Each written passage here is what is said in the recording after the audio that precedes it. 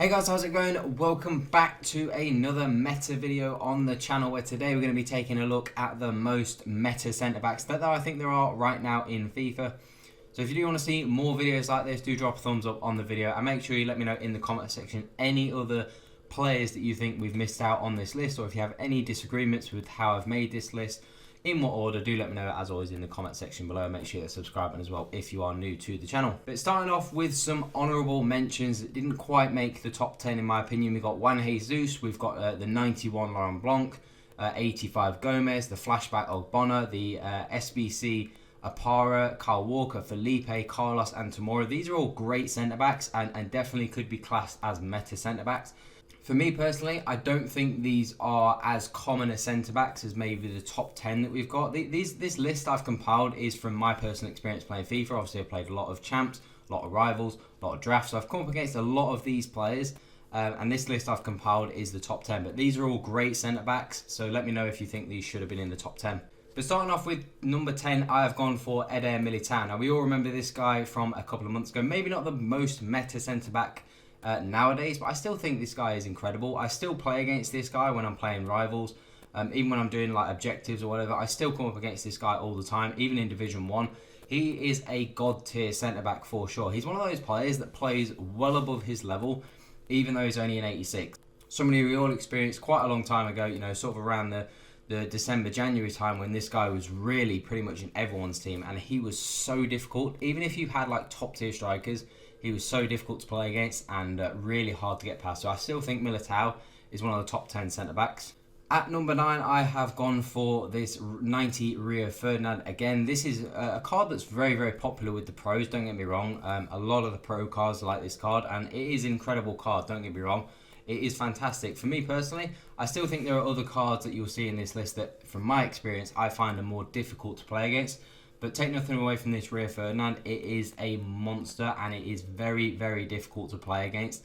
And there aren't really too many weaknesses with this Ferdinand, you know, maybe only agility and balance and maybe some slightly poor passing. But other than that, he is a very, very hard centre-back. Very good, always in position, very strong when he's tackling, you know, very aggressive in the way it defends, always touch tight to you. So it's very hard to play against this Rio Ferdinand and a great centre-back.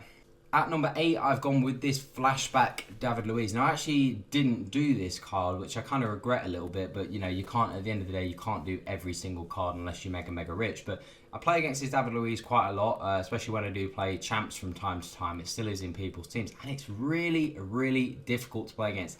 Think about someone like David Luiz. His biggest attribute is his aggression. Now, aggression can be good and bad on a centre-back. If you get it right and if you play to its strengths and you're really aggressive and you just go full pelt when you're trying to tackle someone, it can be really frustrating to play against because you feel like that defender is just always up against you and you never have any space.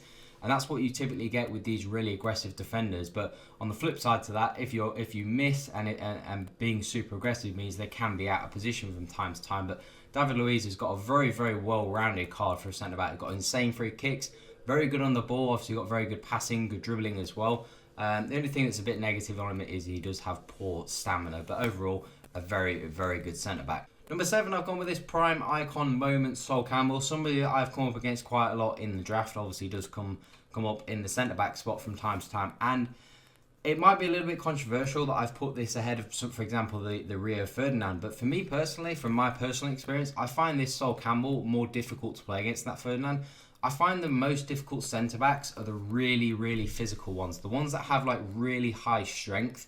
Because they're the ones that just feel like brick walls and they feel like they're really hard to get past. Now, don't get me wrong, this Sol Campbell has extremely poor agility and balance. So if you get behind this Sol Campbell, if you get in behind it, you can easily exploit it. It might not seem like a great centre-back, but that's the trouble. Getting behind, getting beyond this Campbell is really difficult. Anything in front of this Sol Campbell, he eats it up. It's so easy to defend with this Campbell. If everything's in front, it's easy. If you get in behind this Campbell, it's pretty useless because his agility and balance is so poor. Even though he has decent pace, because his agility and balance is so poor, he can't recover. But so if you keep in front, if you keep the play in front and you're using this Campbell, he's very, very difficult to play against. As like I said, those super aggressive, high strength defenders I find are the most tricky to play against. At number 6, I decided to go for a speedster, which was Raphael Varane. This headliner's Varane card, again, something that I use all the time when I'm playing draft, and something I come up against quite a lot. And it's a very, very good card. Obviously, the biggest strength of this Varane card is obviously pace. I decided to put an anchor if I was going to use this card.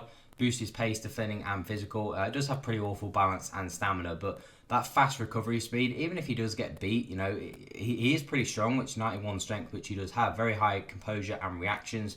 But because of that recovery speed, because of his acceleration, he just is able to always get, you know, even if you do beat him, he's always able to get back at you. And it's just very, very tough to beat this Varane because of that pace. Very good work rates as well, nice and tall. So he doesn't really have too many weaknesses, this Varane, and is a monster card. At number 5, I've gone with this flashback Boateng. Now, Jerome Boateng is one of my favourite defenders in real football as well. Obviously, maybe not at his prime anymore, but a couple of years ago, he was one of the best centre-backs in the world. This flashback Boateng card is incredible. It's kind of an upgrade on that Sol Campbell that I was talking about. Obviously, he's a brick wall, 99 composure, 99 reactions, 99 strength. So in defensive terms, he is always going to be in position. He's always going to react before your striker, unless your striker has 99 reactions. Even when he's under pressure, he's still going to be able to find the pass, still going to be able to make a good tackle. Obviously has that god tier positioning, incredibly strong, 6'4", so he wins pretty much everything in the air, and still has great pace, 83 pace, does have good acceleration and sprint speed as well. So not necessarily no slouch, even if you do beat him. And with a shadow on him, this Boateng is unbelievably good. I can't tell you, I've got this Boateng. I've just done it recently, and it is one of my favourite defenders this year in the game for sure. It is incredible, and if you haven't got it, I would absolutely recommend getting it because it is insane. Number 4, I've gone for this 93 right back Sergio Ramos, which is a monster card. Now, obviously, you can't play against this card in draft because it's an SBC, but I have come up against it, especially this week in Foot Champs the last 2 weeks. It is a fantastic card. Obviously, you have to start out right back and then move it into centre back, so you need somebody else that you can play at right back. But this Sergio Ramos for a centre back, 89 pace, 90 defending, 88 physical, shooting, passing, and dribbling is extremely good. Obviously, got 97 reactions, 96 jumping, great shot power as well. It's not too relevant, but if you do take penalties with this Ramos, they are his penalties are some of the best penalties that I've taken this year in FIFA. But like I say with David Luiz, he's a more aggressive version of David Luiz. And the thing is about the aggressive defenders, like I said, they just up your ass all the time, and you just find it so difficult to get a yard of space. Because even when they're touch tight to you, if you have like your little nimble players, they're so aggressive, they just bang, they just charge into you, knock you off the ball, and obviously they've got that strength, great tackling as well. So they're just always able to get the ball off you. Anything that lets him down, his stamina is I think it's only 82, so it's not brilliant, and his work rate's obviously being high medium is not ideal. Can be left out of position from time to time, but with an anchor chemistry style, this Ramos is god tier. Number 3, I have gone for this 94 rated Paolo Maldini, one of the best centre-backs in the game for sure, hands down. Doesn't necessarily have as good a card as some of the players that we've gone past, for example, that Sergio Ramos. But this Maldini just plays so unbelievably well. He's extremely composed, never out of position, perfect stats in all the right areas, every single individual stat you could want.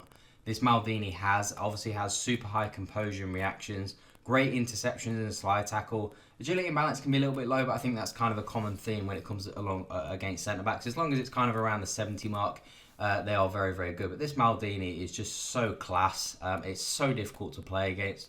It's just always in the right position, and it doesn't seem to fall foul of any of those AIDS tackles where you make a tackle, you don't get it back. This Maldini, when he makes a tackle, he gets the ball every single time, and it just makes defending just so fun because it's actually rewarding when you have a card like this.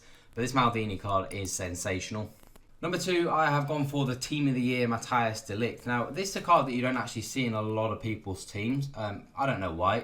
People might say it's difficult to link up, but I think if you do have a Cruyff, if you do have any sort of Dutch icon, you obviously got that Alexandro left back card as well, which you can link up, that player moment Sandro. So you can link him up in teams, so it's not like you can't link him up. But he's a phenomenal centre-back, he's got all the stats you could want, 99 strength, 99 composure, 99 reactions, 99 defensive awareness, so many other high 90 stats, so powerful, so strong, he's a rock at the back, great work rate, so he's never out of position, only maybe agility and balance lets him down slightly, but with an engine chemistry style you can boost up that agility and balance. But this de Ligt, I really use this most when I play draft, but every time I have this Delict, defending is so simple. I had a draft the other day where I had Van Dijk and Delict in defence, and Van Dijk, you all know, is our number one choice. Of course, Van Dijk is this team. Van Dijk is going to be the best centre back in the game, hands down.